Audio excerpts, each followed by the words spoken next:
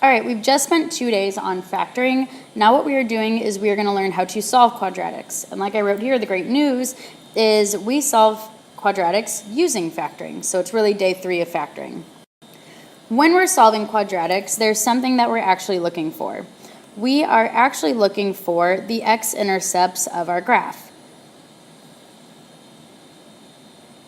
So when I say to solve the quadratic, I'm asking you to find the x-intercepts. So those 2 red dots is what we're looking for. There's a ton of different names for that. Like I said, it's already x-intercepts.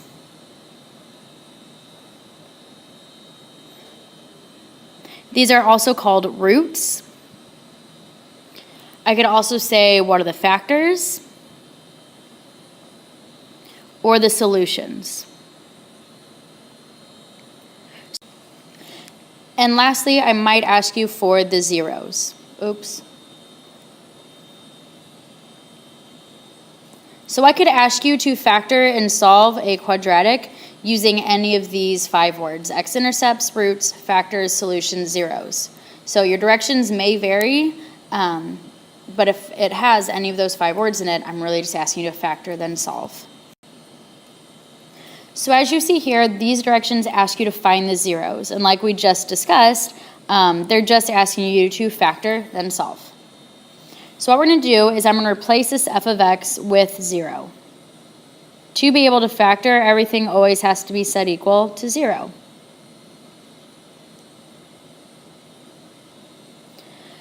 Then I do my normal steps of factoring. I look for GCF. Here I notice that they all have 3 in common. So I'm going to pull that out. Then I'm going to go ahead with the star. I put A times C at the top, B at the bottom, and A on the sides. So I need 2 numbers that will multiply to positive 6, but add to negative 5. So I'm going to use negative 2 and negative 3. So I'm going to do 0 equals 3 parentheses x minus 2.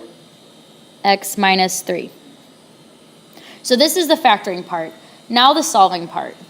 All we do is we take each of our factors. I have my greatest common factor and then my 2 linear pieces after that, and I'm going to set all of them equal to 0. So I have that 3 could equal 0, I have x minus 2 could equal 0, and I have x minus 3 could equal 0. From here you just have to solve each of these. 3 equals 0 makes no sense, so I can get rid of it. For the next one, I add 2 to either side, and I have that my solution is 2. For the last one, I add 3 to both sides, and my answer is x equals 3. So my 2 zeros, or x-intercepts, or solutions, or roots, or whatever else we can call them, is 2 and 3. For the second example, it's a little different. It's not set equal to f of x, but it's also not set equal to 0. So what I need to do here is I need to get rid of this 13x so that it is set equal to 0. I'm always going to take where x squared is and move everything to that side. Since this is a negative 13x, I'm going to add 13x. These will cancel out. Nothing over there will combine. So I'm going to do 2x squared plus 13x minus 7. I'm going to write it in standard form. Since these cancel out, I am left with the 0 there. And now I'm able to solve because my quadratic is set equal to 0. So I'm going to give myself a little more room. We need to look for a GCF. There is not one. So I'm going to create the star. A times C goes at the top, so that is negative 14. And B goes at the bottom. And A is on the sides.